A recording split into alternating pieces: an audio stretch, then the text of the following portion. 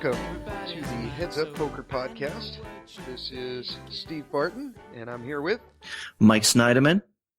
And we've got episode number 2 for you guys today. This is a milestone, Mike. We've made it to the second episode. We got the first one up on iTunes. Finally. Well, this one's not up on iTunes yet, man. This could be the earthquake, and you know what I'm saying, slow things down. So who knows? Let's not get ahead of ourselves here. Yeah. But no. I'm just.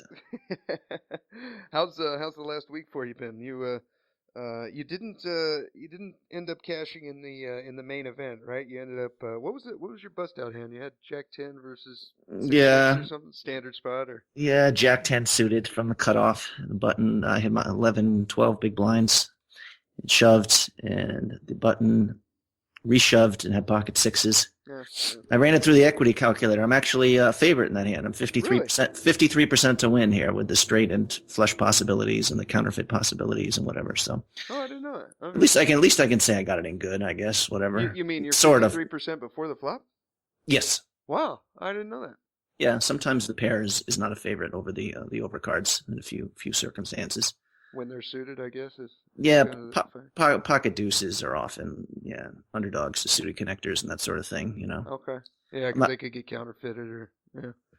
I'm not someone who spends. I finally I can't remember which pro I was reading recommended this. I finally put a little equity calculator on my smartphone. So if there's a hand, I'm curious what it is exactly. And some guy got it in with a set against a flush. And I forget, I gave him the wrong number. I said, well, you're 25% to win, and I think he was more like 31%. So these are, this is stuff, I can't remember the numbers, but I was definitely off. Yeah, by more than a couple percent. Huh. Okay. That's good to know. I didn't know you could, I guess that does make sense. Okay, because sixes could be counterfeited by if you get like 8-8-9-9 or something like that, then they're basically. Yeah, I mean, only once like a year do I actually count the pot or something. I think. I mean, it just doesn't happen too often. Yeah. But there was once that this was sort of funny. This was a while ago, but I actually had an open-ended straight draw and a guy shoved, and I didn't really know what my numbers were there, what my chances of winning. Well, I mean, I knew I had 8 outs. Yeah. It turns out I had worse because he had pocket kings, and I think it was like 9, 10, Jack, and I had like queen rag. I can't remember how I got involved in this hand. Yeah. But so the funny thing is, I asked him to spread the count, and I was pretending to do math, knowing that I really didn't know what I needed, and it was just about 2-1. And the guy next to me is like, "You might want to redo your numbers there." After I counted, and because if you put kings into his range, you maybe give yourself 7 outs or whatever. Yeah. But even if I had 8 outs, I think I was only 28%, and I probably should really almost want 3-1 there. Yeah. And I was getting 2-1, but you definitely need like at least 2.5-1. So that's like the one time where not knowing my actual equity there, cost me some chips. I can't remember too many circumstances where. Do you remember if it was a tournament or was it a cash game or? No, this was a tournament. Yeah. Okay. I had all the chips, so it wasn't. I guess I was chip drunk too. I think, but yeah. Anyways, That's a great feeling. That's a great feeling. You're just bulldozing over the table. Well, it's a great feeling until you realize you're on tilt and bluff off a lot of your stack or whatever. Call too light.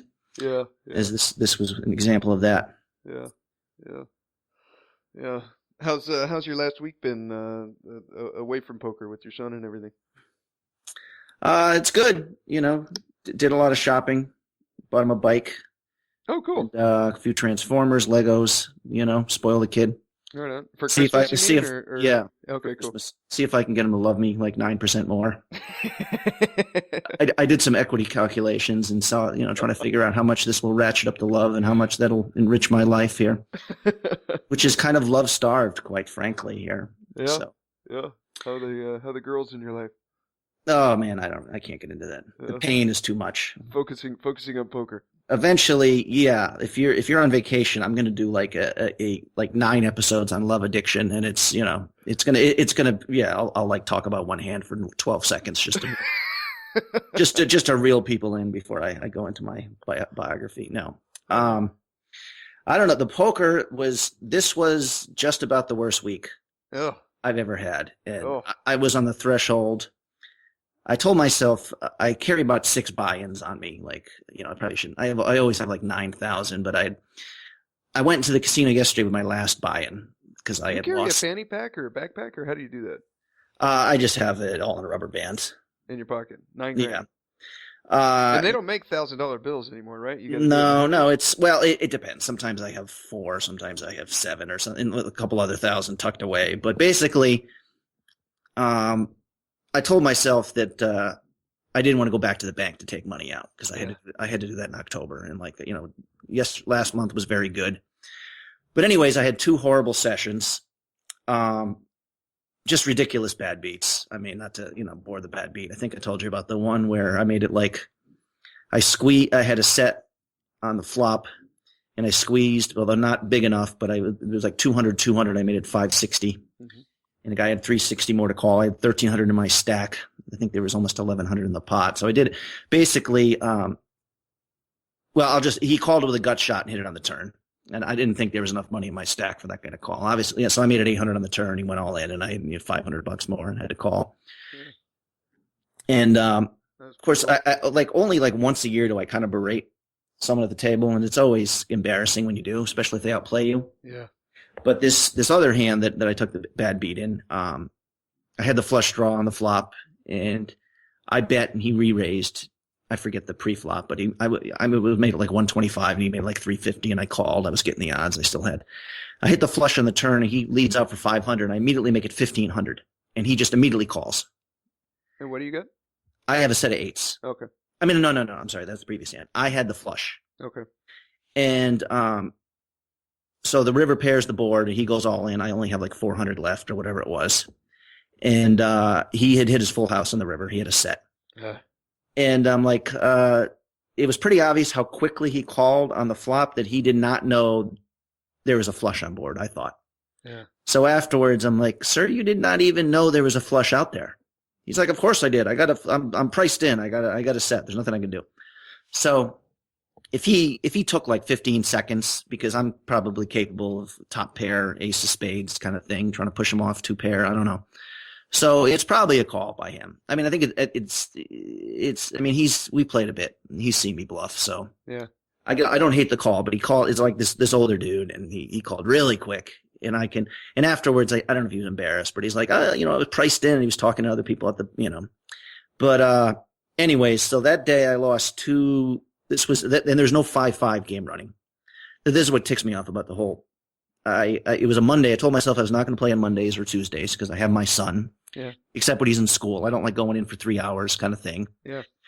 But anyways, and I told myself no more 5-10 until I had like a little bit bigger bankroll. But there was no 5-5 running when I showed up at 11 or 12 o'clock. And so broke 2 rules and lost 2 $4,000 plus pots. And, so I lost $4,000 in about 40 minutes. Oh.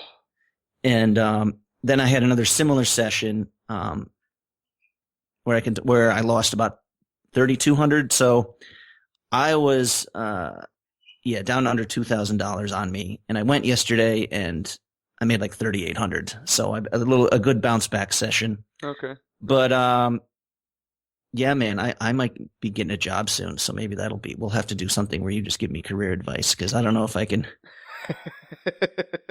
withstand. Well, I was the one guy I kind of text with, and he likes to see how I'm doing in tournaments. So he was at the table when I lost the gutter ball, and I don't know what it's this like Australian dude. I don't know if he's like independently wealthy, but he plays like every hand 3-betting high. These things are always exaggerated. Someone said he once lost $30,000 in a day at 10-20. I don't know if that's true, but is that possible? I guess it is. If you're just at 10-20, yeah, it's uncapped. Huh? It's uncapped buy-in. No. Oh, it is. Okay. There's people who buy in for $20K. Oh, wow. So yeah, if you were, depending on how much money you could lose, $100K there. I don't know. Well, I don't know. Yeah. The average buy-in, I only played once. I think most people bought in for like between 4 and 8, but there was a couple guys there who just sat down with 2 stacks of purple, $20K, and then 26,000. Wow. So, anyways, the one guy's texted me and I was joking. I said, "You coming to my retirement party? I'm done with poker." And like I knew he'd be back, but anyway, I went yesterday. Didn't want. I almost went to the bank ahead of time just so I'd have a little more money if I go down a buy-in. If I lose 1,500 early, Yeah. but I didn't, and made up with some run good, and I liked how I played. So I don't know if my confidence is soaring because really, I'm still kind of a break-even player at cash, which is not going to be good enough if I want to survive out here. Yeah. But anyways, I got some hands to discuss. I don't know if you've got any hands. We can do a little Yeah. strategy fun here. Just real quick, my last week or so,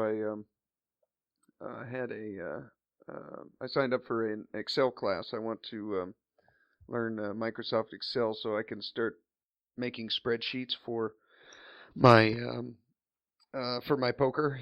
As of now, I've just been writing it down for the last 10 years, and I've never put it on a computer program where I can look up that Sundays I'm making $30 an hour and Mondays I'm losing $10 an hour. So Right. stop playing Mondays and start only playing Sundays or whatever. And so I'm going to take a 4-month class on Excel. So hopefully I'll be pretty versed in that pretty soon. Okay, that's good. Although there are websites which you can, like pokerdominator.com is the one I use. Oh, I've never heard of it. And I can even go to my spreadsheet here right now, and I'm gonna write that down. Yeah, it'll break it. Poker Dominator. Yeah, it's pretty good. It'll do sessions and break it all down. Your total earnings, your win rate per session, your hourly. Really? And I think it even, let me see. I think it even, you can do days of the week too, even, which I don't really. Huh? How much does that cost? Nothing. Oh, it's free. Yeah, there's probably, I don't know how they sell. There's probably stuff they sell on here. I see their links to Amazon and a few other poker things. They probably got some advertising. I don't know, but yeah, I'm trying. Let's see, what sort of stuff. So all I look at is, like my hourly. The monthly's kind of interesting. Like I told you, how the ridiculous. Yeah. Like I'm pretty much broke. Like October, I lost 14,000. Yeah.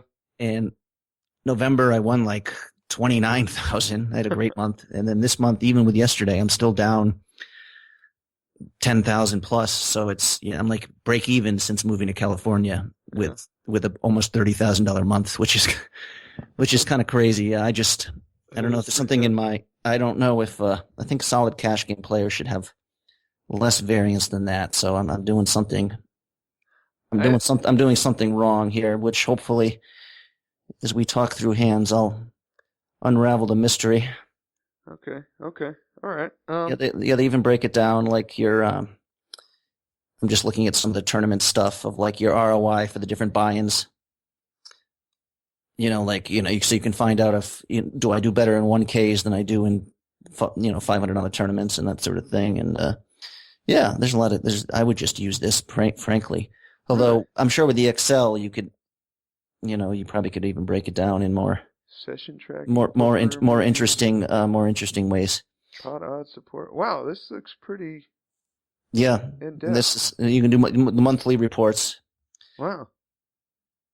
Like I said, I'm my goal is $50 an hour as a cash game player, and right now that's just not where I'm at. Yeah. So that's my cash game hourly versus my tournament hourly is close to $100 an hour, but I don't know if that's something I can sustain. And obviously if you put travel and all, well, that's not an option anyways, because I want to have a 9 to 5 near my son. But even if I had a bigger bankroll and could once you put traveling and stuff, I don't know if a $50 hourly for tournaments is even really something long term that can be done. So anyways, I have cash hands to discuss, and I've got a couple of cash hands. Yeah. Okay, go ahead, man. Okay. This one is, let's see, it's 2-3 no limit. It's at the local casino here. I'm in Ventura, California, and they've got a locals casino down here. And before we get into the hand, I want to pick your brain on this. They got the limit is $2, $3 in the blinds, and the we always sit 9-handed, unless it's short. Right. The max buy-in is 300, so you kind of got to hit a if you get lucky and double up or something, and then you kind of got a stack that you can kind of push people off of, But most people buy in for 200 to 300. Sometimes you get a guy sit down and he buys in for 100. I still don't understand why, but yeah, it's basically 2-3. Now, my question is in the small blind, like what are you calling with there?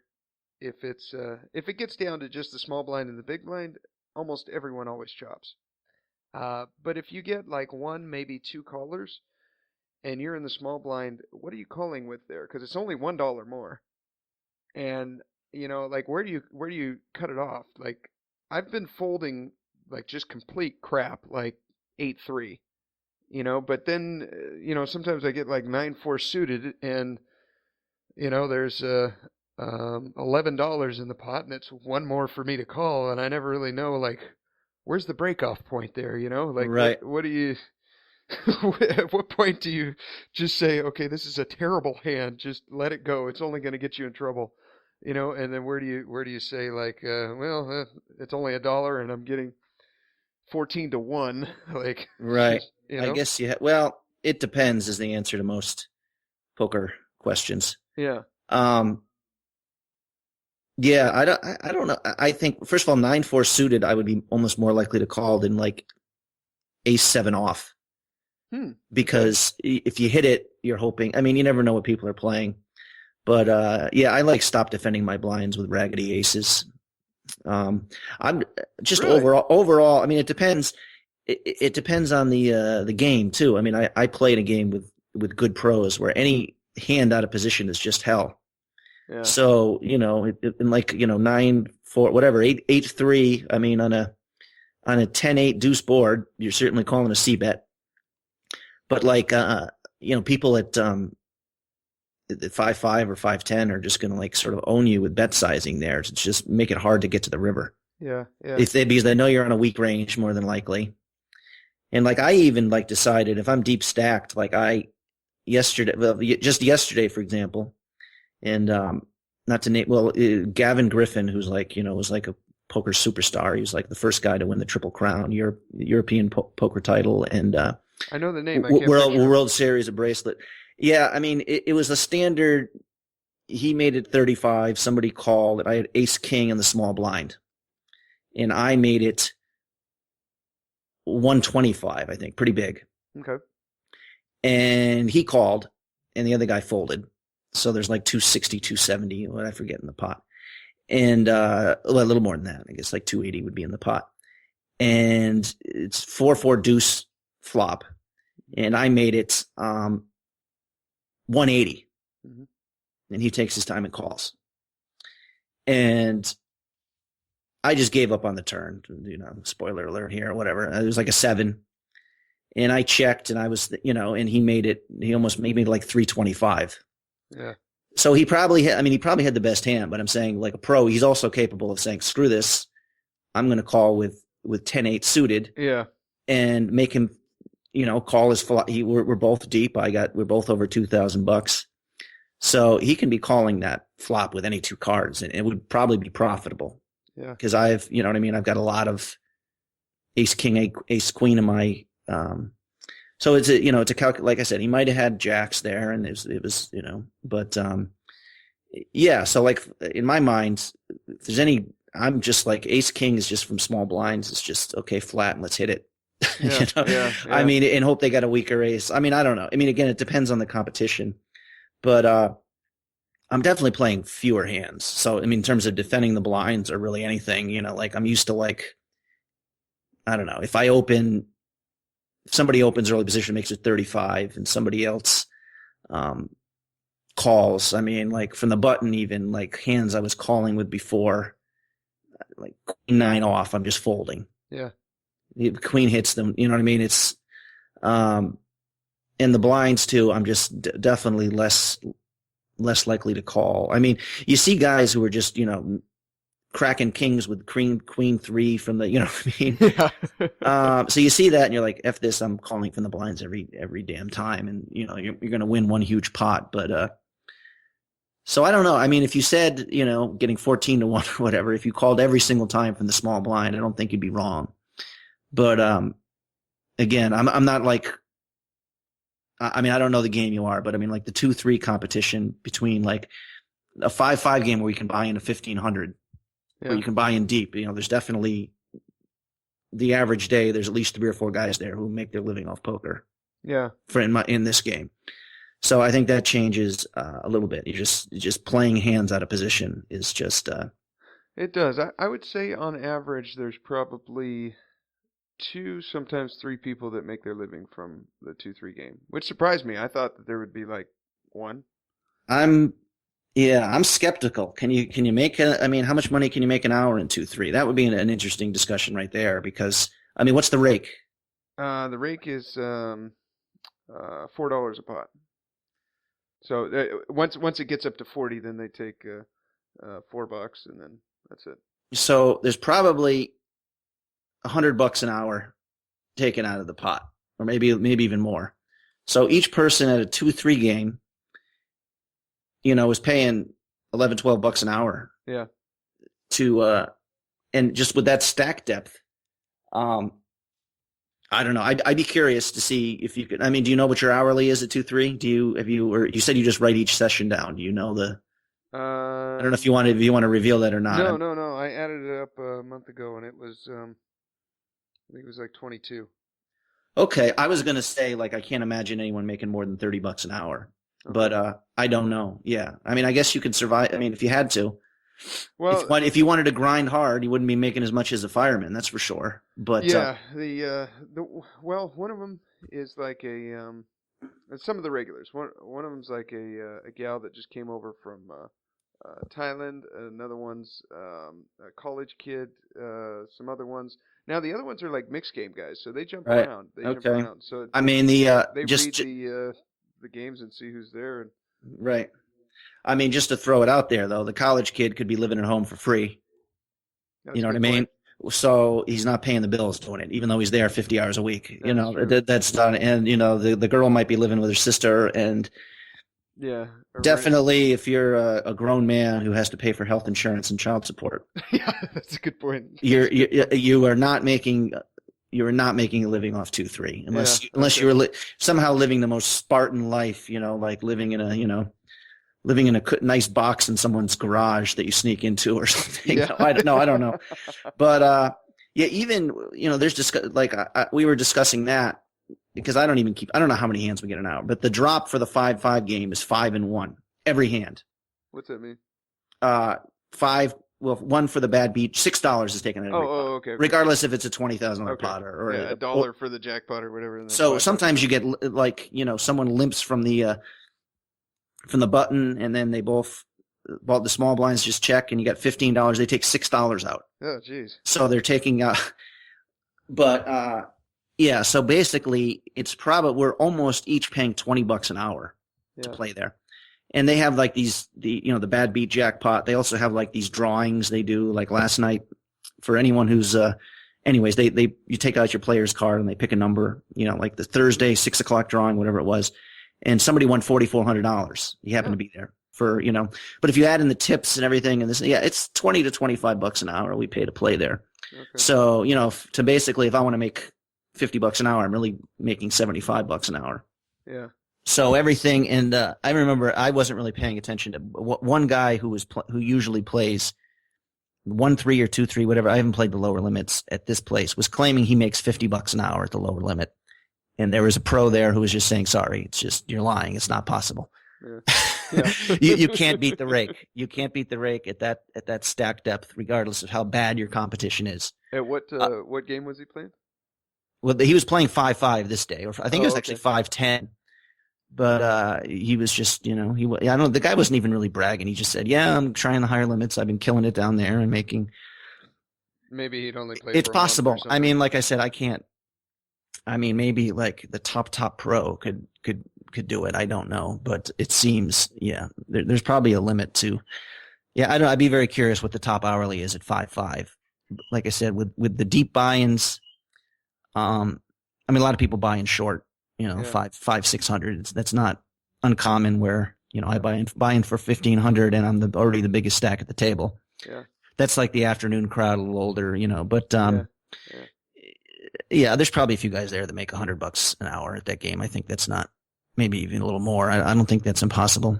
Well, you know Joe LaPinta, right? Yeah. Yeah, I asked him about that when he was grinding 2.5. You better not tell his hourly, man. He might have tax issues. Oh, really? Okay, all right. No. I'm kidding. No. Well, he said he was doing he said either 50 or 55. I think he said 55.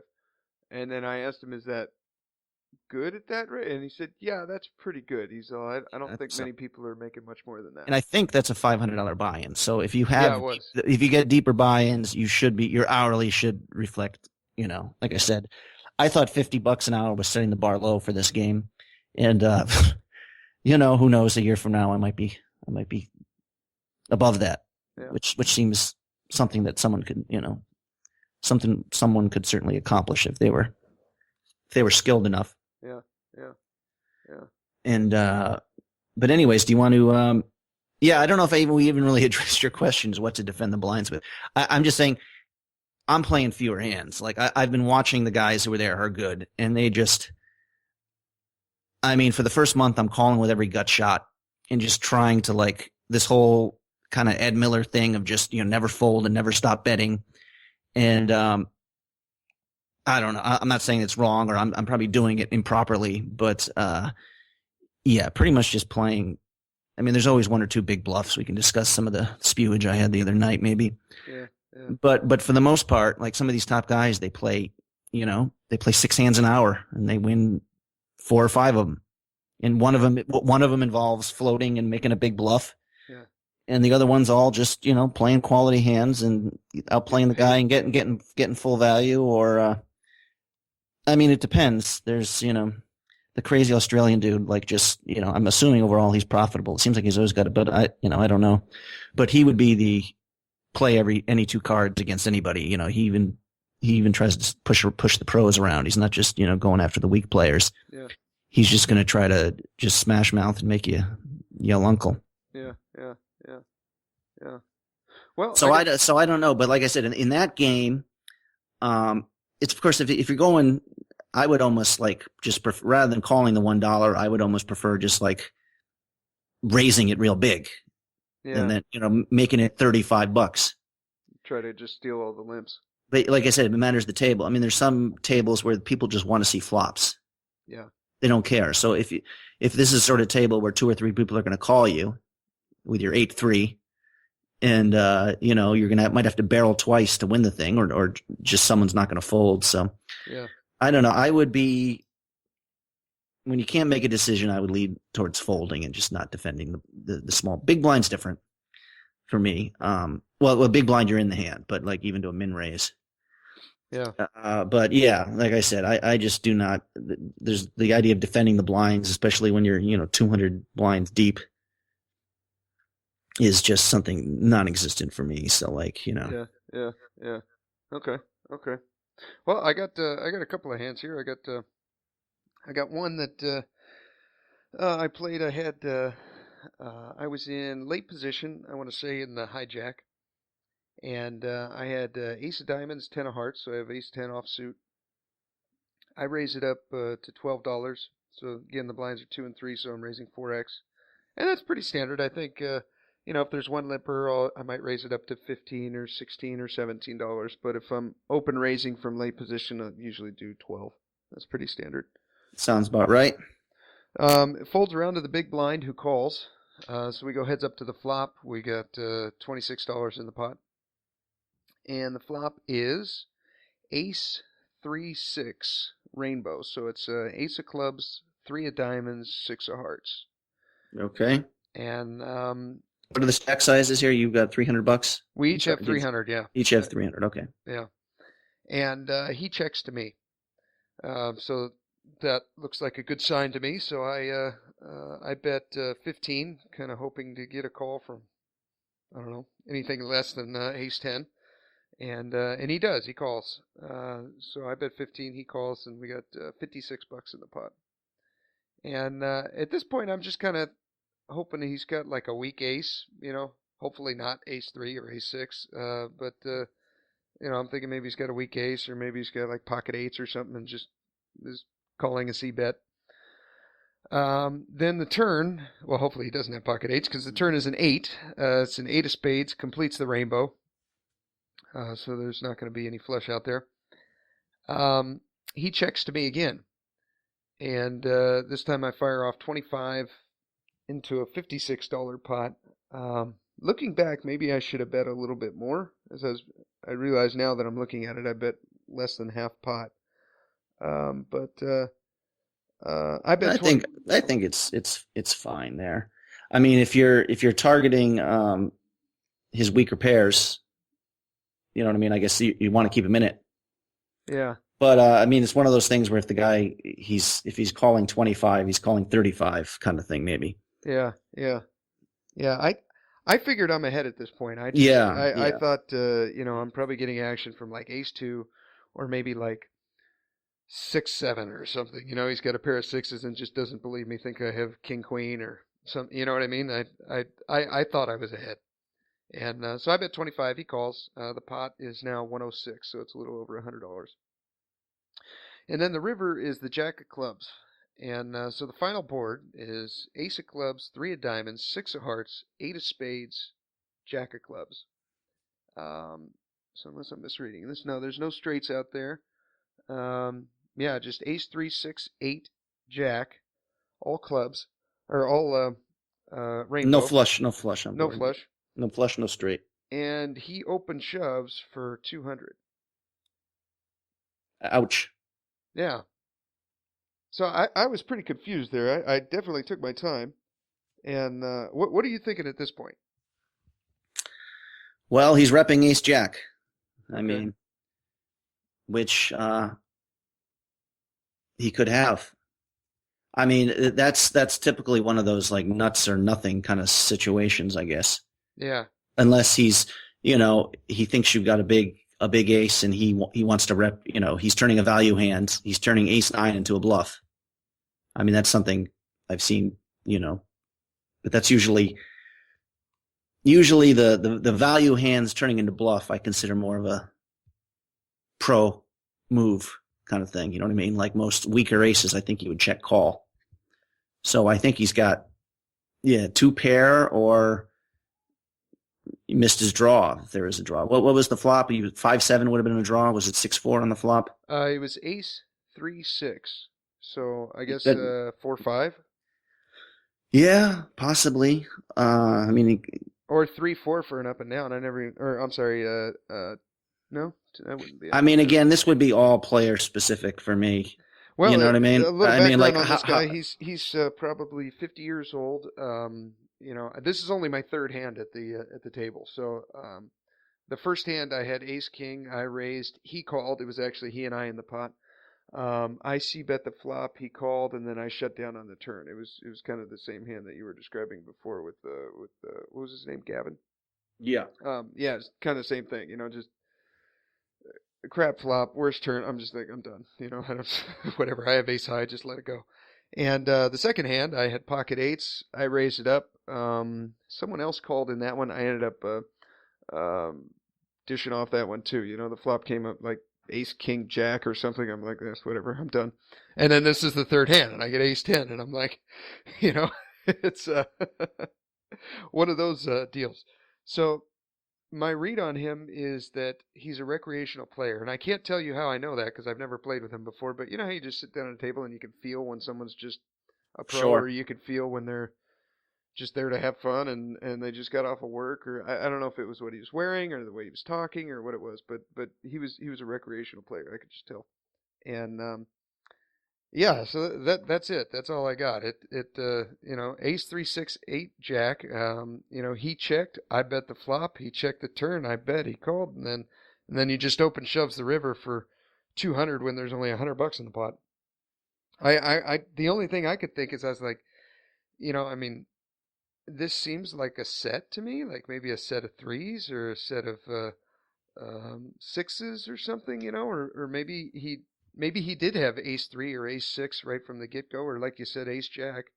It just, or another one that kept kind of haunting into my mind was, this seems like pocket jacks or something that doesn't believe me, like with the ace, and then all of a sudden he hits his jack, and now he knows he's good. and then he just open shoves. I don't know, but you would fold in that spot, or would you call, or what would you? I don't like getting bluffed. Yeah. I mean, um, yeah, I don't know. I mean, it depends. What sort of like if you're in a situation, which I've been in before, where you're like really worried about losing that one buy-in. It's hard to play optimally. I mean, I guess you could just break. I mean, again, everything should be like what is a mathematical thing? I mean, you have to call 200 to win 300? What would be the? That's it. I got to call 200 to win 300. So he needs to be bluffing quite often for you to do it, I guess. Yeah. Um, yeah, I don't know, but he definitely, your read is that he could definitely have crap in his. I mean, it sounds like the way you're trying to think of right away, you're talking about it like, well, what are the hands that beat me? He could have Yeah. two pair, he could have a set, so you're right away putting him on a strong range, which I do sometimes. I mean, basically, if you wanted to ask of all the hands that he's calling the flop in the turn with, which include, you thought you were ahead on the flop, you thought you were ahead on the turn. Yeah. So yeah, I mean, if he doesn't have Jack 7 or Jack 6, he's got Ace Jack, which I think on a lot of times he would raise on the flop or the turn. So yeah, I mean, again, this is just a tough spot, and my default is always just to call. It's kind of funny. I was just watching the Andrew Brokus live sweat on TPE. I don't know if you're watching videos these days. And he said my overall philosophy is basically to get players to think they need a big hand to beat me. And he said that involves sometimes calling them down light. Yeah. So I mean, it depends on I'm in the table and everything, but like even if you're wrong here, it's not horrible. It's like, okay, he's going to call me with one pair. Yeah. I mean, you could argue with that sort of, overall game that even if you lose this one, it's okay. He has it, and they know I'm not going to be pushed around. Yeah. Yeah. But I mean, yeah, there's a fine line between doing that and being a calling station. Exactly. Yeah. Then you got people, over betting every river, and like I called a guy with a king high. I'm sorry. Yeah, I've called people down with king high and been wrong. And yeah, they have a boat or something. I think an idiot. Yeah. I think I was telling you about just game selection. I'd like to think game selection, bankroll management, I'm pretty good, but sometimes you just want to play poker, and like the lights go out on a table, and this was like a week and a half ago where the five game broke, and it was just like me and this other guy who's a pro. Who's like maybe one of the top 3 players there. Mm-hmm. And he's like, well, do you want to play heads up? And I'm like, well, 5, let's make it 10-20. I think it was actually my idea.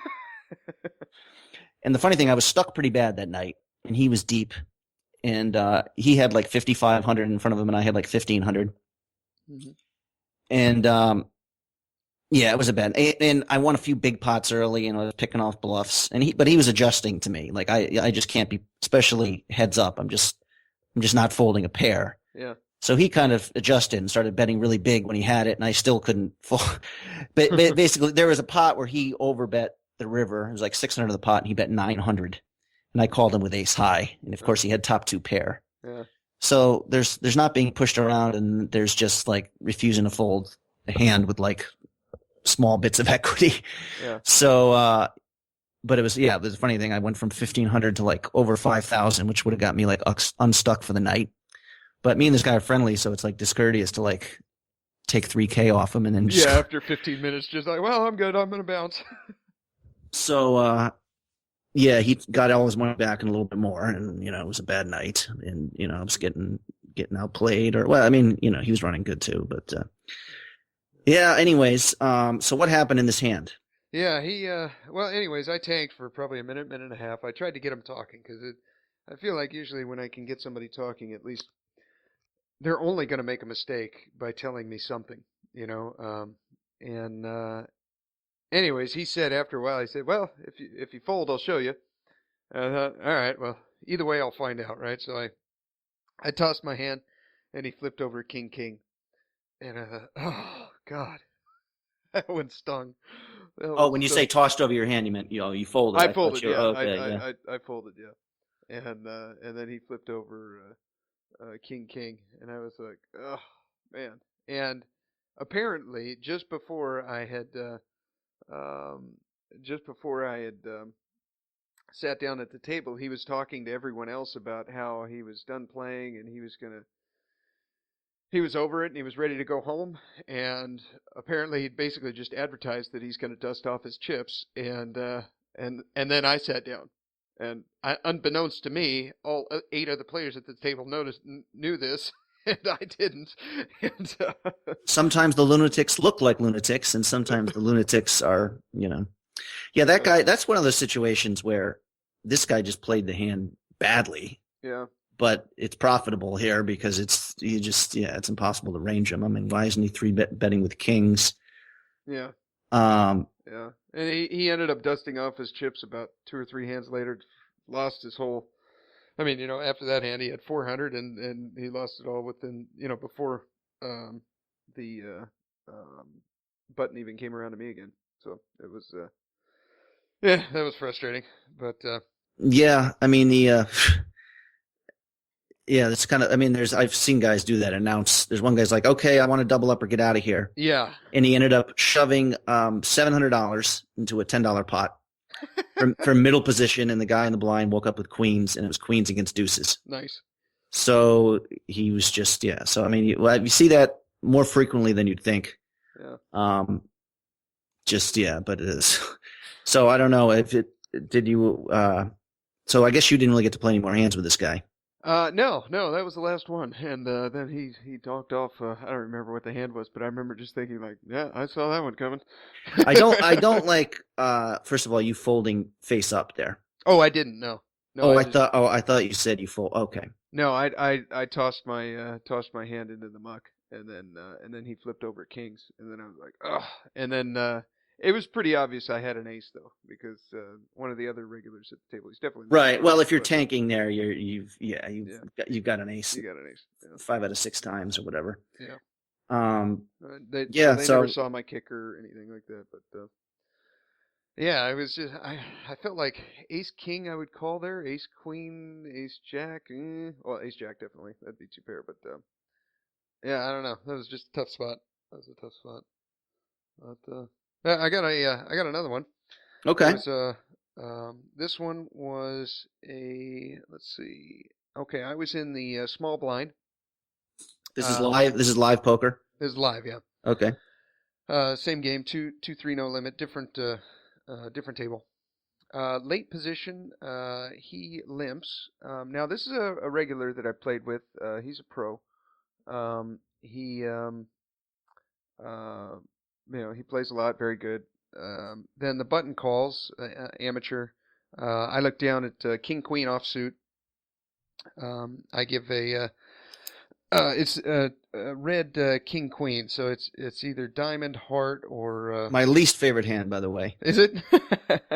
It's just, yeah. I think one of my bad sessions recently, like 3 times, I called like late position with King Queen, and every time I hit a flop, and every time they had like Ace King or Queens, or I don't know. That just seems one of those. Outkicked by one every It's time. obviously a decent hand, and certainly to a minish raise in position, you're always going to call with it, I think. But it's one of those hands where I'm just waiting to get banged in the butt right away. I'm already right, but yeah, Well, I don't know. Yeah, you go ahead and I'm sorry. Oh, you were in the small blind here. You were out of position, right? I was out of position, yeah, and I had it, so this is either I toss in a dollar or I raise it here, and this is kind of one of those where, sometimes when you're in a tournament and you're blind on blind and you look down at ace six and the small blind limps, you're in the big blind and you're like, if I hit an ace right here, he'll never put me on it. This was kind of my thought with the king queen here. I thought, okay, if the flop comes down queen high, I know one of these two guys didn't limp with ace queen.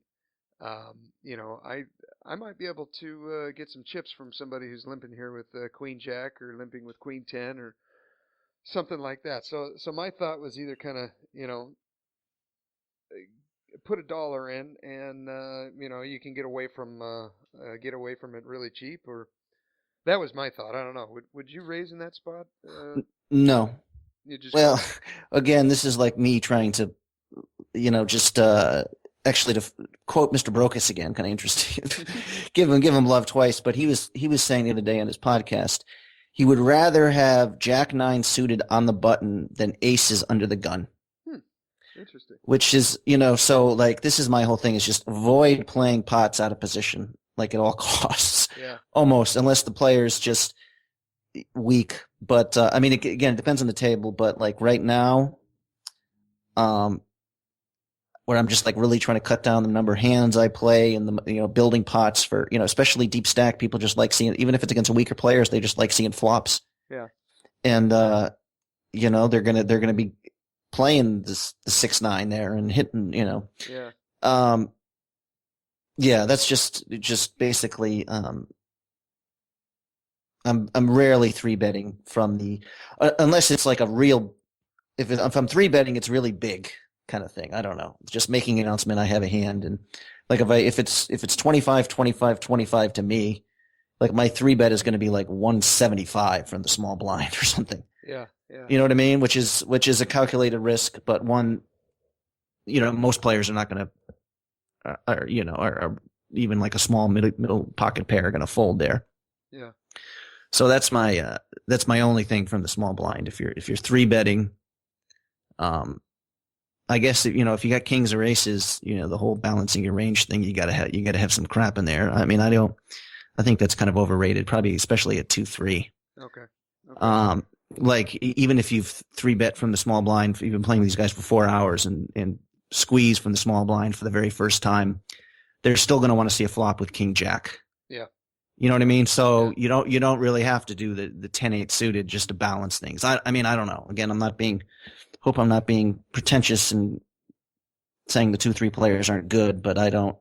Most of So them are not. basically, I would be flatting. So what did you do with the king Yeah, queen? I flatted. I threw in a buck. The big blind checked, and we get 12 bucks in the pot, and then we see a flop. And the flop is 2-3-7. And so I got king of diamonds, queen of hearts, or the other way around. The suits actually don't matter here because it runs out Okay. a rainbow. Right. But 2-3-7.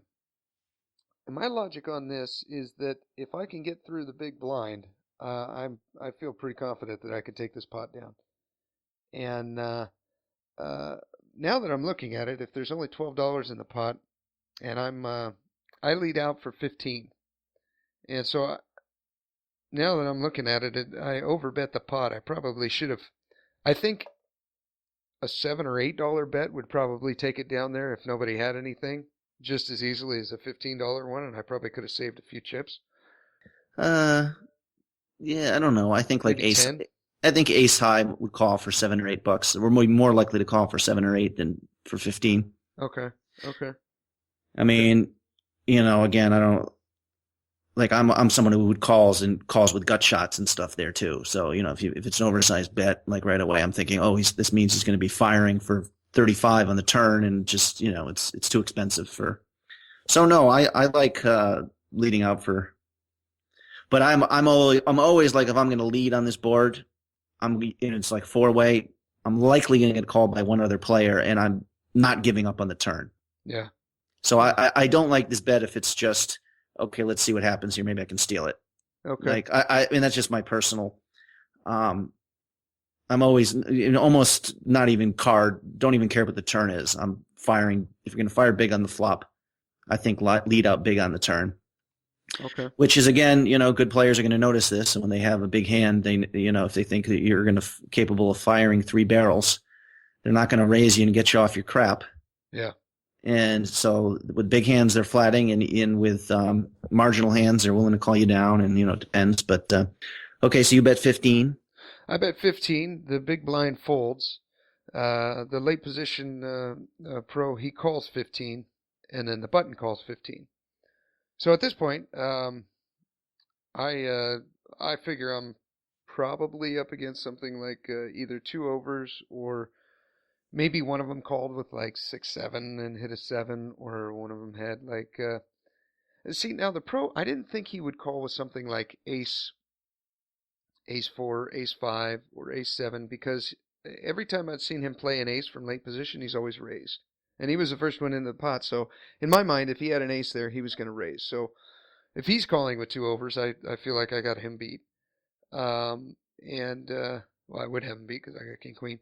But the button, he was more the one that I was kind of maybe they each one of them had like pocket fives or pocket. You thought the button would likely need a pocket pair to continue. Yeah, I thought so. And so we got $57 in the pot. The turn pairs the board. It's a 3. So the board right now on the turn is 2, 3, 7, 3. And I check, and my reasoning behind checking was, if one of them was on some kind of draw, like 4-5 or something, well, I don't know why I checked there. I guess I just figured I was beaten, and there's give up time. Yeah, I mean, in a multi-way pot, I'm more likely to, unless, like I said, unless you put them both. I mean, you never have a big pair there. Probably not. You never got an overpair. Yeah. So yeah, to bet now, you're almost repping, well, with the board paired, you're almost repping trips, or a boat or something. Yeah. Yeah. Because if just top pair should be slowing you down here. Yeah. Again, like I don't even know what these, like, again, it depends on that. Some players aren't ranging you or aren't trying to see what you're repping. They're just at this point, okay, I've got to fold the ace high. Yeah. Yeah. So I think barreling again wouldn't be terrible, but I would probably be in kind of give up mode here because that's not a good hand to. If you think they both might have smallish pairs, if it was a jack or a queen or something. Well, obviously if it's a queen, it hits you. But if it was 10 or any sort of paint, it'd be, I think, a better hand to barrel. But yeah, I would be in check give up mode. But what happened here? Well, I checked, and then late position checked, and the button checked, so it checked all the way through. So then my hope was that I spike a king or a queen and get this hand over with, and take it down. And but that doesn't happen. The river is 4 of hearts. So rainbow. The final board is 2, 3, 7, 3, 4. And at this point, I check, and I'm starting to think that my hand might be good. If they didn't bet the turn, I'm thinking, maybe because the turn was a club, so I thought, well, maybe they're picked up a backdoor flush draw and they're just trying to take a free card. I didn't know what was going on at this point, but I checked. The pro, he bet 40, and then the button folded, and so at this point, I'm trying to think of what makes sense that he would play like this, and I feel very, very certain that he doesn't have an ace. And the reason I feel that way is because every time I've seen him play an ace, any ace from late position, he's always raised with it. So maybe he didn't this time, and he's turning his ace into a bluff, or actually value betting his ace or something. I don't know that he's doing that, but I didn't think he had an ace there. So I started to think about pairs, and anytime I've seen him play any pair from late position, he's always raised, whether that's been pocket twos or pocket fours or whatever. So that made me start to think that he didn't start with any kind of pocket pair. Then I started thinking, okay, well, what would he limp with there? Because as it went, he just limped in late position. I called in the small blind, and then the button checked, and I thought, okay, he could have limped back there with something like one gappers like Jack 9 or Queen 10, or he would probably raise there with Queen Jack or Queen King. He would probably raise there with King Jack. But all the hands that seemed to make sense to me in this spot were things like 4, 5, 5, 6, 6, 7, 7, 8, 8, 9, 9, 10, Jack 10, Queen 10, Queen 9 suited, stuff like that, Yeah, I don't know. I mean, he opened from middle position? He limped in late position. Okay, late position. I mean, I don't know. Does he ever limp a big pair hoping to, if you don't have people who are actively 3-betting, then he's never he's never limping a big pair, so I guess you can take that out of his range. But yeah, weaker aces maybe though. I don't see why you would necessarily take aces out of his range here. And Well, yeah, I mean, what does he? Yeah, again, you'd have to play with the guy. I mean, every time I pretty much have. I never limp. I don't think. If I limp, it's pretty obvious. It's going to be like under the gun with like 2s, 3s, or 4s, because I don't want to bet 35 and someone make it 115 when I only have 1,000, and then I really am not getting set mining odds. Like that's usually, and even that is kind of rare, but that's usually my only limping range is small pocket pairs from early position, where if I limp for 5 and somebody makes it 40, it's like, okay, good, I can see a flop for my set. Yeah. So, but yeah, I mean, I don't know, but 40. You said he's a pro, so you've got 2 passive players here, and he might have jack squat and just thinks he can buy it. But yeah, like I said, if he was, I don't know, in terms of ranging him pre-flop, I wouldn't. In terms of ranging him, I'd be thinking, okay, what would he call the flop with, and then not try to steal on the turn? Yeah.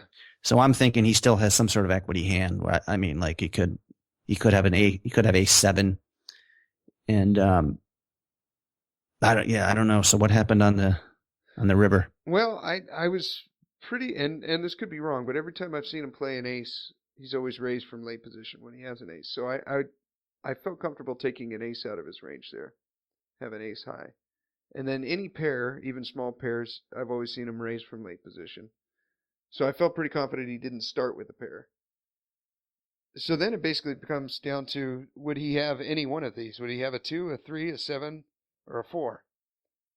And the only hands that I could put him on that would have those would be like 4 or 5, which would give him a pair of 4s on the river. But wouldn't he just check behind and show down his pair of 4s? Or is he really trying to bet a pair of 4s for value? Or a hand that may have hit would have been like 5, 6, but would he call a gutter ball on the flop? I don't think so. Yeah, I mean, again, from the pro's perspective, you have to, what is he putting you on? Would be like, that's what I was thinking. Would it be like it looks like you've got a crappy 7 and we're just pot controlling, just in case someone had trips or, that's what I would probably put you on. Yeah. A rainbow flop, you said, so you're not, leading out with the flush draw is pretty common, and if for some reason, I guess it's not inconceivable you could have a set there or something like that. But and when you check turn and river, yeah, I'm thinking you never have trips, and I'm just giving up, and I'm done or you're going to check call with a pair. But from his perspective, I would not put you on a big hand for sure. Okay. And yeah, I mean, if you had air, that would increase the chance that you would try to, bet on turn or river. Yeah. So I'm thinking you've got a weak 7 would be the most likely hand that you have there. So what, yeah, I mean, in terms of, but that's important for the river is not, well, what could he have, but what does he think that I have? Yeah. And how would he play against that range? So if he sees you in a relatively weak range, he thinks he can buy the pot here. Yeah, I tanked for a while, and I just got the impression that he wanted me to fold, and I thought, yeah, but you still only have king high, and like, I don't know if it was more curiosity or just a great read or whatever, but anyways, I tossed the chips in, and I waited, I had my cards there. I really wanted to see what he had. I wasn't gonna flip over king high by any means, and then he just said 9 high, and I'm like, oh shit. Wow, world class, man. I don't see why you say you wouldn't want to flip your hand over though, because I think you call with king high and win. Everyone's like, whoa. So well, I would be eager to slam that winner down on the table personally, but well, I wanted to make sure I didn't flip over king high and then he mucked his hand, because I was really curious about what 2 cards he had. If he picked up a flush draw on the turn, or like, what was this guy in there with? And he had 8-9 offsuit, and yeah, that was it. So I guess he was just hoping to hit one of his overs, or I don't know. or well, he just or he, pro- outplay us. right. Well, he was probably really hoping for some sort of paint or a big card, like thinking you had a weak seven. Yeah. He was probably just looking for any turn card to bluff. Yeah, like for And Jack, Queen, King, Ace, or yeah, anything. yeah, and it's about the nut worst hand on the turn Yeah. for him. What is he going to rep there? It's hard for him to have a. What paired on the turn, was it the 3 or the 4? I can't remember. 3. The 3. So yeah, and it's just he decided just not to give up there and take a shot on the. Yeah, I mean I've done that too, where I'm like floating and there's just nothing to rep, and it's check on the turn, and like I'm getting better at just giving up on the river on those kind of stuff. Yeah. It's not like the guy has nothing. He just doesn't want to play a big pot, but he's going to call a bet. So, I don't really love his river bet, but I guess, you've got the worst possible hand you could possibly have there. Yeah. And he probably thought there's a chance he could push you off a 7. Obviously, if he's making that bet. Yeah. But yeah, I mean, if it's a pro, he's just sticking around. You called from the blind with a crap hand from his perspective, and even if you got a piece of the flop, it's going to be hard for you to barrel the turns and rivers depending on what hits. And like I said, so I guess that's a great call. It worked out well that time. I'm not sure if that's a good one in the long run or if that. No, I mean, yeah, King High is usually. Yeah, I don't see. I mean, I would be worried that he's bluffing, but he's bluffing with Ace High. But it's worth the risk there.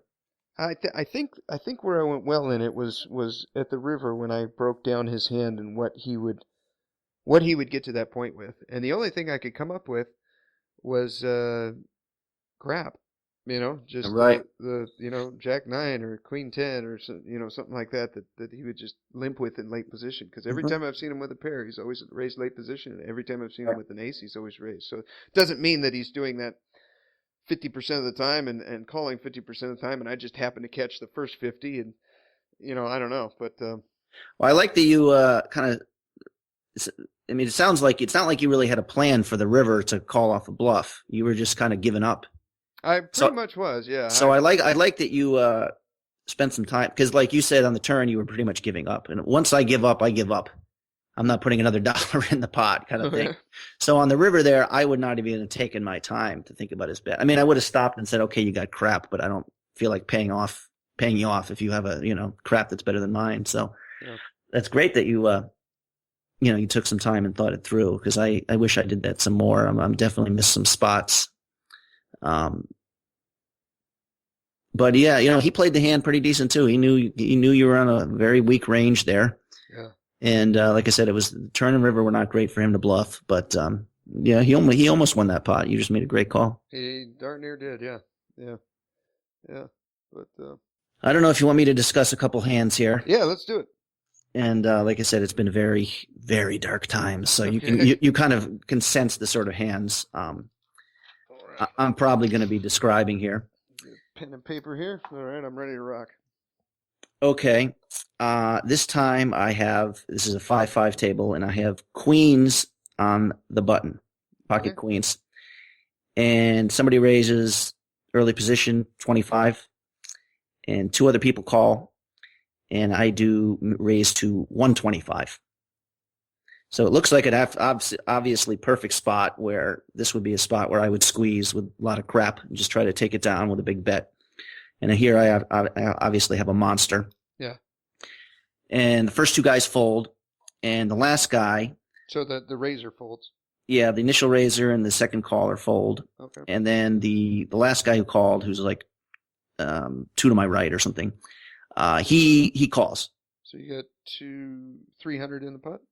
310, I believe, with the two blinds had folded to my 125. Okay. So the villain here is a good player, although in my mind I have him as a tourney player, because I actually played with him in the Harrah's main event. Oh. And before that, I played him in another one where I had final tabled it and seen him in late. So I played with him, and he's definitely and I also know he cashed the WPT deep stacks at San Diego that I went. He final tabled it when I cashed it. So I played him with a little bit. I think I played him with a cash.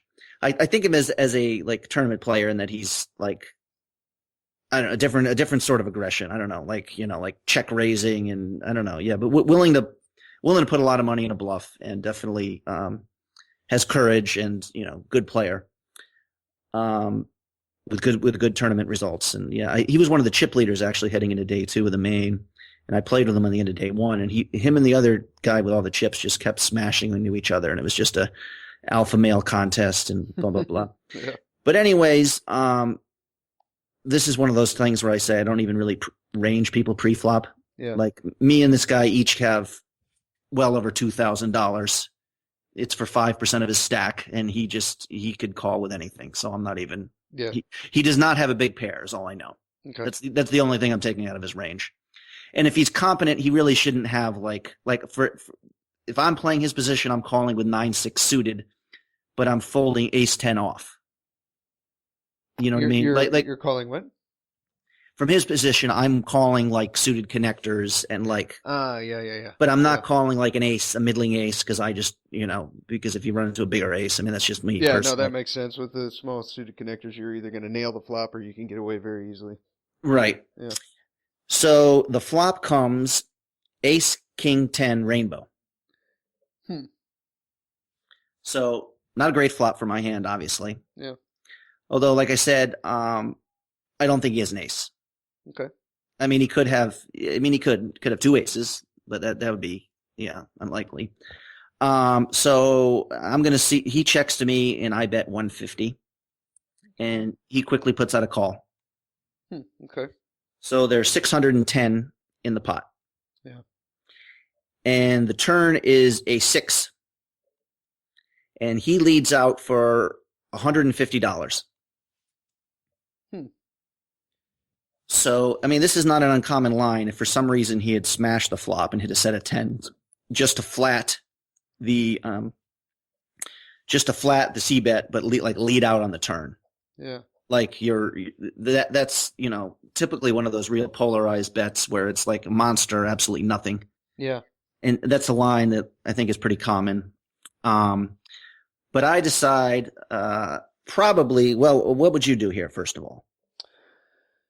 With this, let's see. Okay, so everything's rainbow, right? Is there any draws? Did the 6 put a draw out there, like some backdoor? It might have been backdoor flush. I can't remember. Okay. Frankly, I don't know. But yeah, that was flush draws are a very, very small part of his range here, I think. Okay. Yeah, I'd probably call that. I mean, it's only 150. The pot is 610.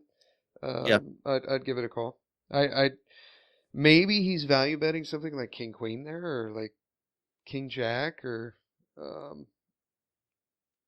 it screams monster or crap to me. Yeah.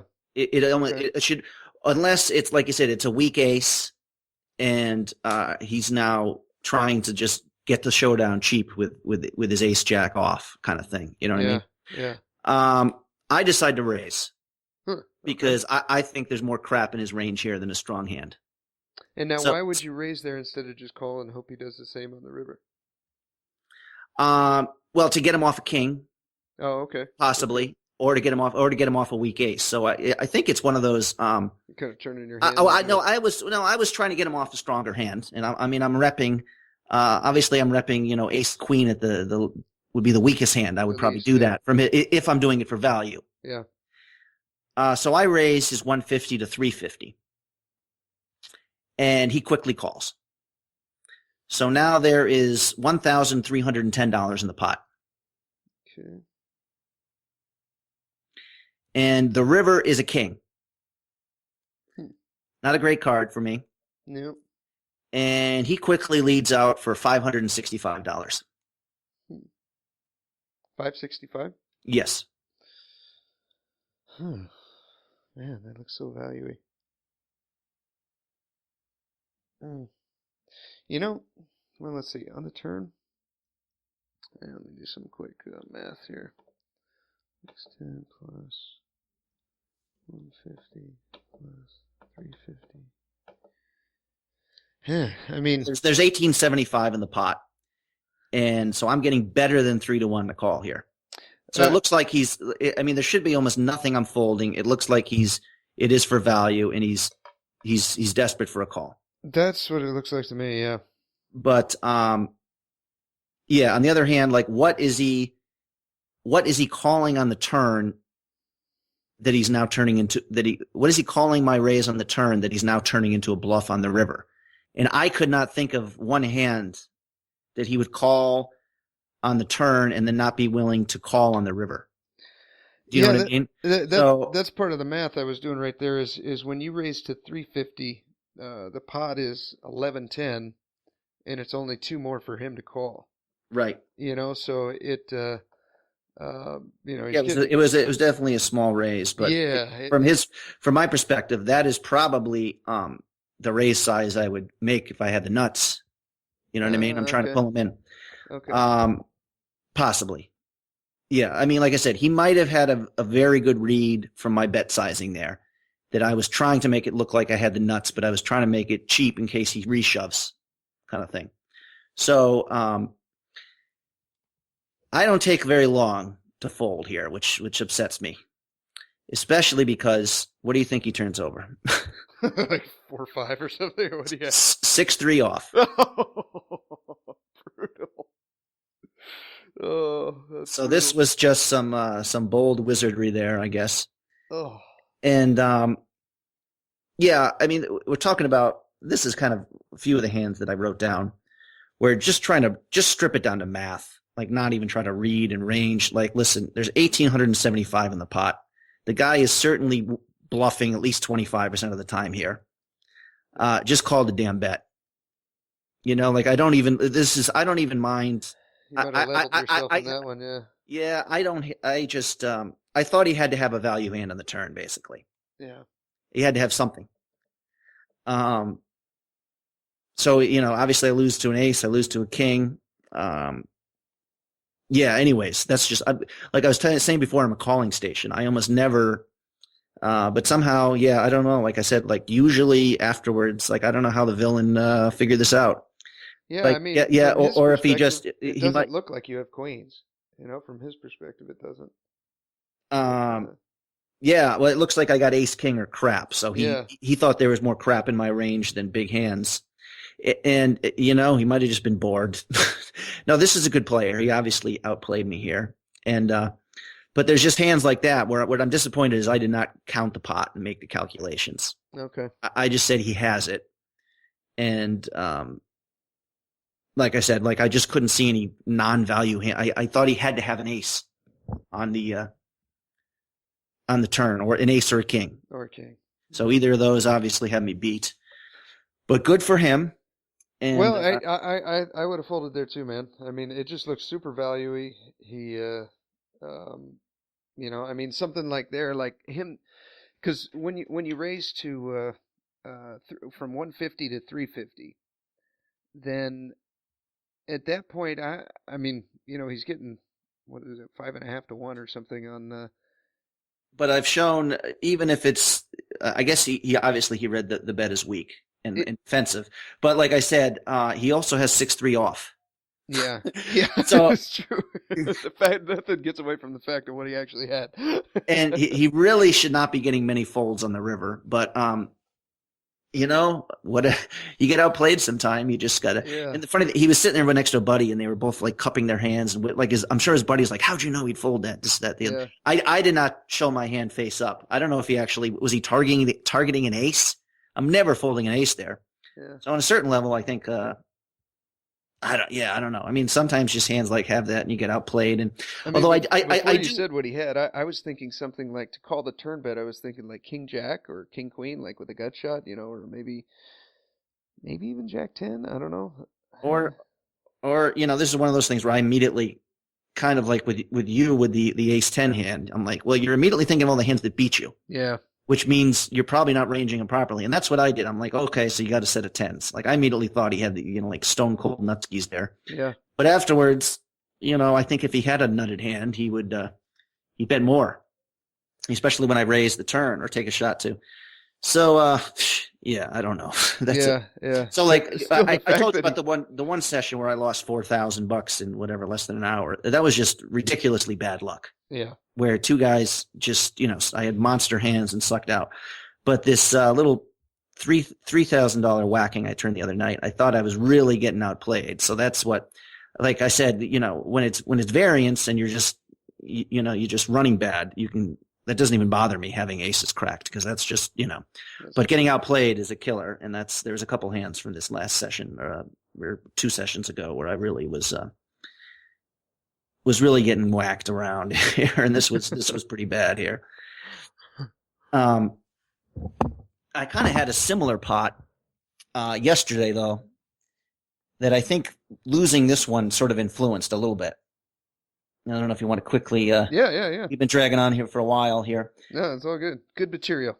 But this is like, what do you do with a lunatic thing? And I don't want to get it's almost too painful to discuss the history with this player because this is, I think I discussed I don't know if we did last week or I've discussed it with you personally, like the $8,400 hand I lost where I flopped a full boat with pocket sixes, jack 6, but by the river I only had like 500 or 600 in when I bet.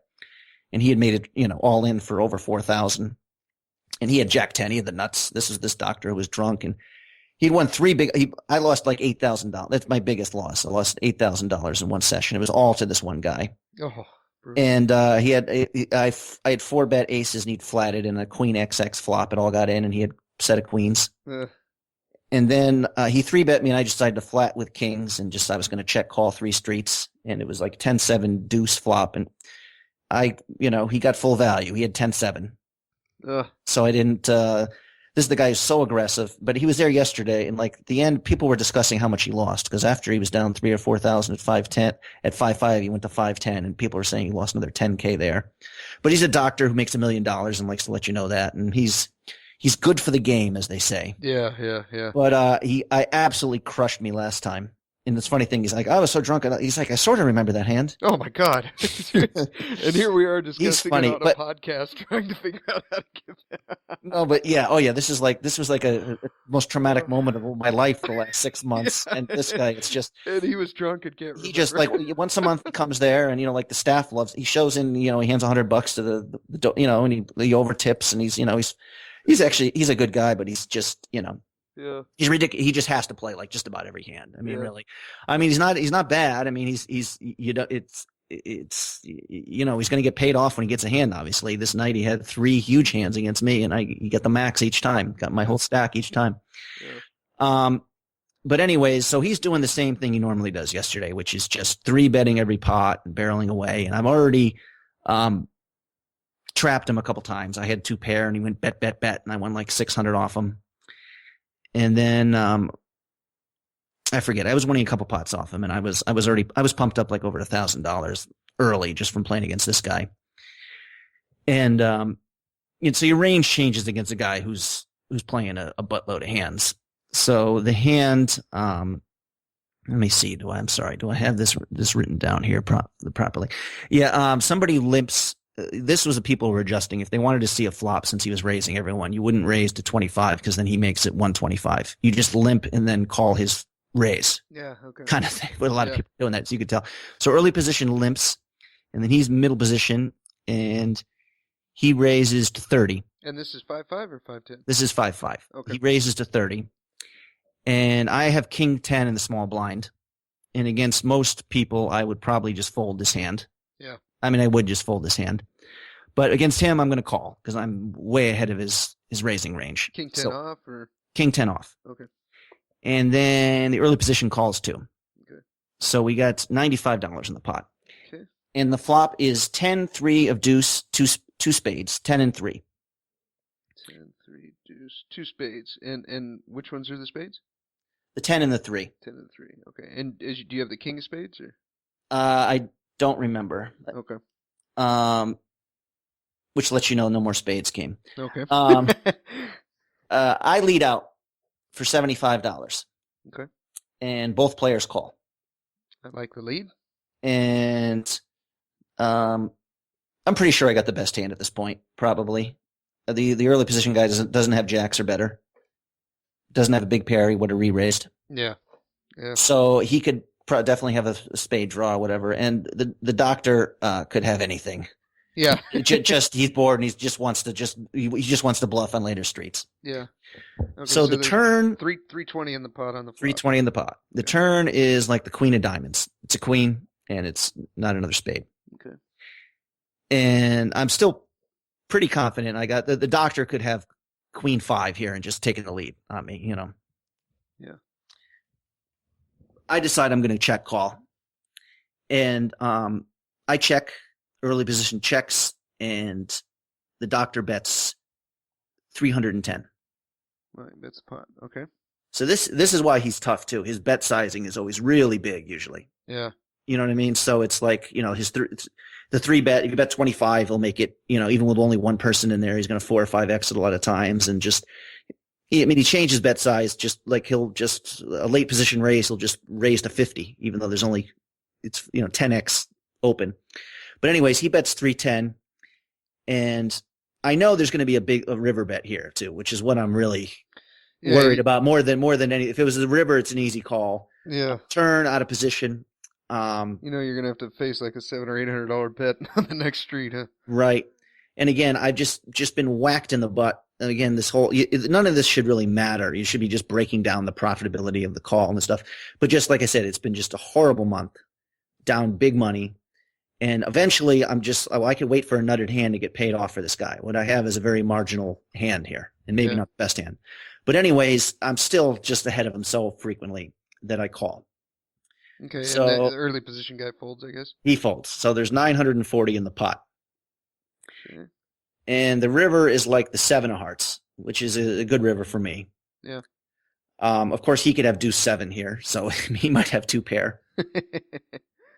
And I check, and he's like, I'm trying to decide what to do with my big pair here.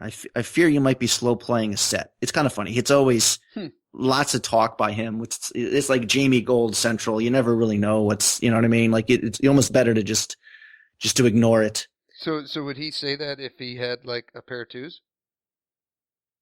Yeah, he's always talking. They have to come over, and he's just like yelling. It's high volumes. They're always at least once an hour. The floor has to come over and quiet him down. The 2 times I played with him, kind of thing. But again, right away so he takes some time, and he's like, should I value bet this hand? And he bets 440. He's like, should I bomb it or should I check? He's like, let's just go for the middle. He's like, he bets 440. So, I immediately think he has kings or something. Yeah. I'm just, because my history with him is he's a lunatic, but he's a lunatic who's always got a hand against me, and I'm always paying him off. Yeah. And the talk goes for a while, and I said, sir, I think you have 4 or 5. And you missed your straight. For some reason, I didn't really think the missed flush was all, because the flush he would probably raise on the flop. So I didn't think he had many missed flushes in his range. Okay. But like you said, when he bets on the turn, like queen 9 is very possible. He could have called with just like a queen of spades, backdoor spade draw with, it's just hard to range the guy. You know what I mean? Other than, there's always more crap than quality hands. That's kind of what I was thinking with the queen, the way he said the big pair. I was thinking maybe he had something like you said, like a queen 8 or. Well, first of all, he said, I have kings. What should I do? He said, I have kings. Yeah. He said probably big pair. And eventually he said, like, I have kings. What should I do? Oh, okay. Okay. Are you ready to, he's like, I'm worried you have a set, but I think I got to bet this. Of course, I have king 10, so I have a blocker to the kings. Yeah. So that kind of puts that. This really the whole, especially, like I said, I was really upset the previous day where I folded the queens to the 6-3 off because I didn't even count the pot. So basically, this is a pretty simple mathematical. This is about the easiest call ever. There's 1,380 in the pot, and once again, I'm getting better than 3-1 to call. And certainly, he's bluffing 25% of the time. So, but I'm like, I think you have 4 or 5. He's like, I do not have 4 or 5. And when he had the full house, where I was like, you got Jack 10? I do not have Jack 10. So it wasn't eventually. I'd like to say I had some sort of soul read on this and that and wizardry, and I call and he turns over the 4 or 5. Oh, nice so again, call, man. But I like Nice like I said, not a brilliant move, but at least I took my time and just said, listen, let's just count the pot here. Yeah. I have to, and like I was just sick because I kind of really thought I wasn't good, but I had and I was gonna again had just given him $800+ this hand. But anyways, I call and I was right. As I Nice. so that was again probably a pretty easy should have been an easy call against this villain, but it's kind of funny how like history and all these different factors of how you're running do change the way you play. I think for Yeah. me anyways. Maybe you're probably you're more even keeled. No, well, no, that one where I missed with the ace, the call with the ace 10, that on the third hand, the first Right, hand we but, took. but I mean you didn't start playing different though or anything. I don't know. I'd like to think I didn't, but looking back, I think I did. It was definitely I think I lost $400 inside of a couple Okay. hours, and it just after that hand, I would have been better off just getting up from the table, going and getting a beer, having something to eat, and then go home. You know, Right. like that would have been far cheaper Well, than to I continue to sit definitely there. It's, it if I go down a buy-in early, if I'm down 1,500 in the first hour or two, yeah, I think my second buy-in it's never optimal. It's always like yeah, too tight, waiting for a hand to get yeah, back, or pushing things a little bit much, just kind yeah. of. Like I'm So, trying to force something, you know? like I said, the two $8,000 pots, the two biggest pots I've lost, both of them. Looking back at it, I was stuck already. I was down a lot of money. To this guy had already beaten me with 10-7, cracked my kings, and hit a set with his queens to beat my aces. And that should not be a factor because, like I said, there's just he's actually for what his style is, anyways. He's a pretty good player, and he's probably not going to say all in for $4,000, even if he's a doctor that makes $900,000 a year, Yeah. which is what he told us he made. I was joking because we was breaking down his when I was joking about his hourly. I said, "Yeah, well, you played with me for 8 hours and one. You were making $1,000 an hour." And I'm like, he's like, "Oh, I make more as a doctor." I'm like, well, Anyways, when I broke it down for him, he's like, "Oh yeah, I only make 400 hours as a doctor. Thanks for straightening that out for me." But anyways, it's just and the other big hand where I told you where I shoved the nut flush with like 400 big blinds into this guy who could only have a set. I mean, afterwards I tried to justify it by, well, maybe he has a worse draw and stuff. I don't even want to talk about that hand. That was bad. It's funny. I went out to a bar last night and I saw guys like, man, what were you doing with that? Just happened to run into a poker player who was sitting at the table that day. I didn't Yeah. remember. Say, what were you thinking with that hand, man? He's always got a set there. That guy never, he's a nit, blah, blah, blah. But that hand that I had aces cracked earlier in that session was down 3K and it was just a spite shove. And it was, so those are my two worst sessions were like, yeah, I was talking about this one guy at the poker table. I said, if you could just take back 3 hands a month, do you know how rich you could get off this game? That's so true. So, That is so true. um, yeah, So true. so, and I make some, I play some bigger games and make some expensive mistakes here. So it's, I'd Uh, like to think if I'm going to make less of those, like I said, if I took my time, I would have definitely called with the queens with the guy 6-3. And if I took my time, I would not have, I would have just given up on the nut flush. yeah. I would have given up on my flush draw after this guy raised the razor. And, I would have gotten away from the sixes full when when the guy jams the river for 4K. Yeah. But so hopefully, as we talk through these hands, like I said, I mean, basic stuff. Take 5 seconds to count the pot out on the river before you even Yeah. start ranging the guy. You know what I mean? You know, one thing I just thought of when you were saying that that I started doing, and I think if I was a bot, if I was a robot, and I would have with me at any one time 5 or 6 buy-ins, but I'm not. I'm human, and I'm subject to emotions and tilt, and so one thing I started doing about 6 or 8 months ago is I only take 2 buy-ins with me to the casino, and because I've noticed after 2 buy-ins I'm not playing my best. If I shove aces and get called by kings and he spikes a king, and all right, well, second buy-in, and then whatever else happens and I get in with a straight flush draw and he's got a set and I just don't make it, and then, well, after 2 buy-ins I'm not playing my optimal regardless of what has happened. I'm just better off just going back home. So that's one thing I've kind of done, and maybe this is kind of I'm not really fixing the problem. Maybe I'm just kind of putting a band-aid on it, and it's not really No, I fixing the. think it's a good policy. I have trouble. But I mean, if I'm a pro and I'm at a table where I think it's pretty soft, then yeah, if I can play optimally, it's to reach for that third buy-in is a profitable decision.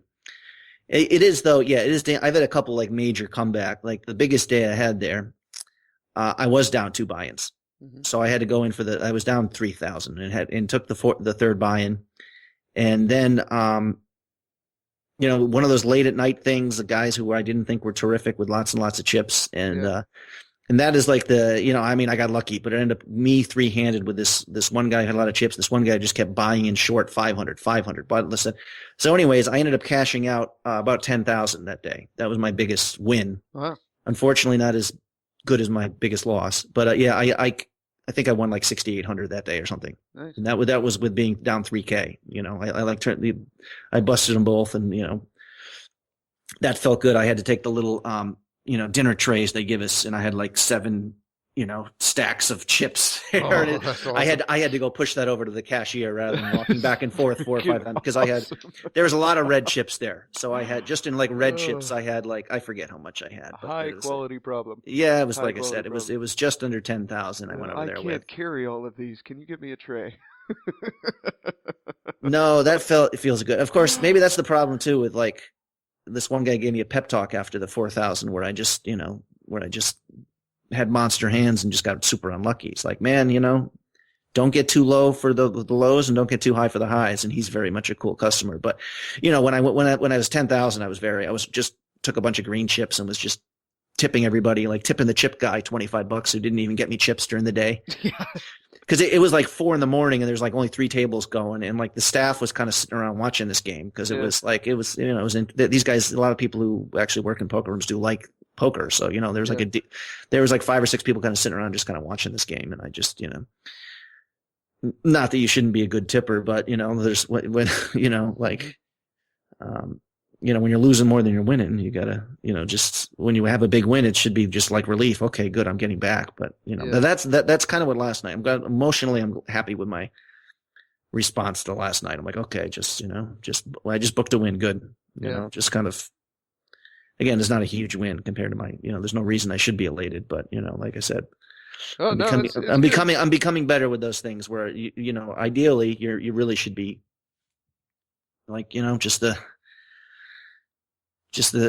bricklayer going about laying the bricks and not feeling any, joy. I read about. I don't remember if I was reading something about Jonathan Little or listening to one of his podcasts, but he said that he doesn't feel anything at the table. He feels it later on. He said, "Try to leave your emotions out of the table." Oh, man, I don't know how you do that. Good for you, but I haven't mastered that one yet. But that's impressive if you can do that. Yeah, that's the goal. Just for some reason, tournaments, I think every chip matters, and I am kind of tiltless in tournaments, even with horrible beats and cash games. I feel that way too in tournaments. I don't feel nearly the and when I say tilt, I'm not like throwing chips or belittling anybody or anything like that. I'm not playing my best. Like something's going on in my head that I'm still thinking about the hand from 10 minutes ago instead of focusing on the here and now and how I'm playing. And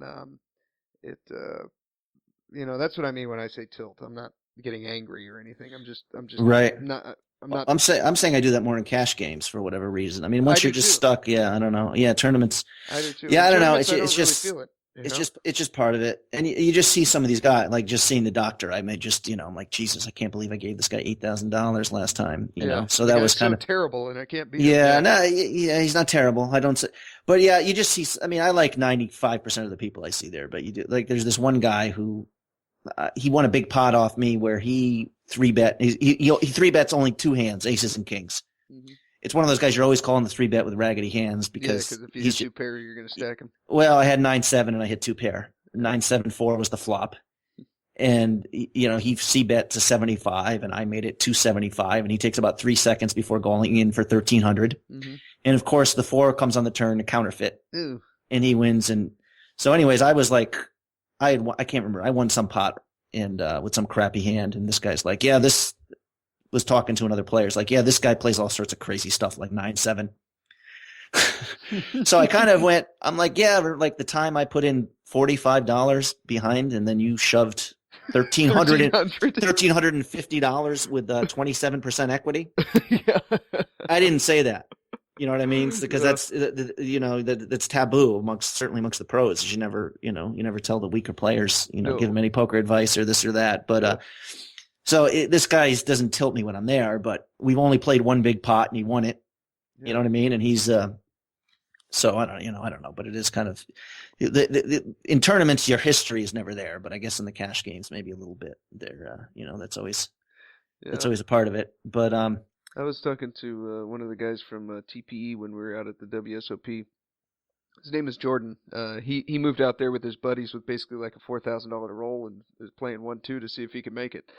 And he was telling me about the games that he was in. I think he was from Michigan. And he said the 1-2 games there, it was just a bunch of old guys who were like 70 years old and they only played aces, kings, and queens.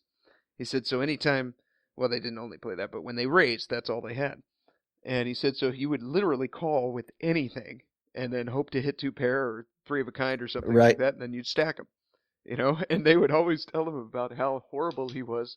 But he said that he played for 1 month. I think he had like 80 hours logged, and he made $63 an hour. And it was because you just wait for them to raise, and then you call with anything, right. for $12, and then if you hit, you get 400. He's like, it was the easiest game I'd ever played. He's like, I probably should have stayed there instead of coming out to Vegas. Right. But yeah, I don't know. The old guys at where I play are they can put some moves on you. They'll put out they'll bluff, and yeah, I folded the best hand the other day. I had top two pair, but there was 4 to a straight and 4 to a flush. 4 spades out there, and I was going to check. I knew this guy was capable of making moves. There was like a $400 pot, and I had bet, and bad river card for me. The 4th spade came in the straight, and I was ready for him to maybe, but there's like 400 in the pot, and I bet and he just shoves 1,100 in, and I'm insta folding there. Yeah. I'm even though his bet makes it look like a bluff, but I'm like, okay, go ahead, show me the bluff, and he flipped over 2 red deuces. Yeah. So, they're certainly playing usually like a tighter range, but you're not necessarily going to stack them off when they got their aces. They know what you're calling with, kind of thing. Yeah. And a lot of times, anyway. So, but yeah, no, I'd much rather play the old guys. I guess you could say an average game in the afternoon. There, a lot of the old guys they buy for 500 or 600 and have a couple glasses of wine, and to win a big pot off him, you got to kind of cooler him. Yeah. And like I said, if you keep calling, the problem is if you do keep calling raises with your 6-9 and hoping to hit 2 pair and stuff, you don't outdraw with those connectors the big pairs that often. Yeah. That's the other thing too. You got to think about. So when it happens, it's great. But anyway, well, it just for playing the old guys, I'm not playing as much crap as I used to, and just assuming I can blast them off their second pair and all that kind of stuff. Yeah. And yeah. So, anyways, should we wrap this up, brother? Yeah, we probably should. We've been talking a while. That happens when you're talking poker, huh? If there's anybody out on this planet who can listen to us talk poker for an hour and 43 minutes, sir, I salute you. Yes. They made it. That would be quite an accomplishment, I gotta say. It would. Hopefully there's a few out there who will. Yes. I think we're going to be building quite a loyal fan base. These are the first few episodes where we're getting the ball rolling, and then it'll take off. But anyways, yeah, it's oh, you got the blog up and running now, right? Maybe we could throw that in there. That's it's Heads Up Poker Podcast.blogspot.com. Yes, hopefully I will be posting some hands there and right on. Offering glimpses into our fascinating existences. No, I don't know, but yeah, I should. I have a few people who like my Bless You Kanish blog, and I don't know. I'm lazy. I got every now and then I'll get inspired and put some stuff on there. So no, that blog looks really good. I don't know how you did it, but it looks. I showed it to my wife, and she's like, "Wow, that looks very professional." It's really. Well, that's more thanks to the people of Google who just anybody can press a few buttons and have an artful looking blog there. But if you want to give me credit, that's fine. I'll take it. Yeah, no, it was good. It was good. Looked good. Looked good. So this is episode 2 of the Heads Up Poker podcast, and we will be with you soon, hopefully. All right, guys. We will talk to you next week, and you guys have a good one. Take care, Mike. Good luck at the tables. I think I'm gonna go grind out a little few hours at 2-3 now. I'm almost F that, fired. man. Come on, man. Be a gambler like me, man. 25.50. Take the paycheck and put it on the table. Let the wifey know early. This is how you roll. Yes, I'm a baller, honey. I'm a baller. But, there is a 3-5 game there that I have played in before, but there's a huge difference between the 3-5 and the 2-3. I would imagine. Yeah, I still got to be suspicious of these people that say they can make a living off 2-3, but maybe it's possible. So I don't know. I'm curious. You're probably right. They're probably not making a great living. Nobody is making $63 at 1-2 over the long term. I can tell you that. He had a good month, and I wish him luck. But that's just not doable. I don't think. I'm curious how he's doing. Maybe we should start bringing people on the show or something, and we could do like I don't know how to do yet with the. So you're already bored with my company, Steve, is what you're saying. No.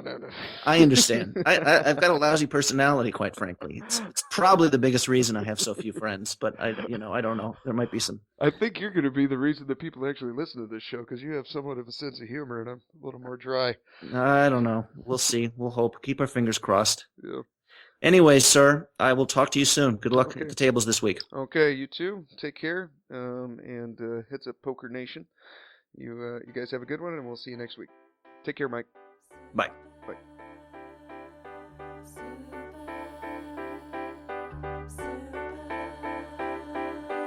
I got X-ray specs for eyes I can see.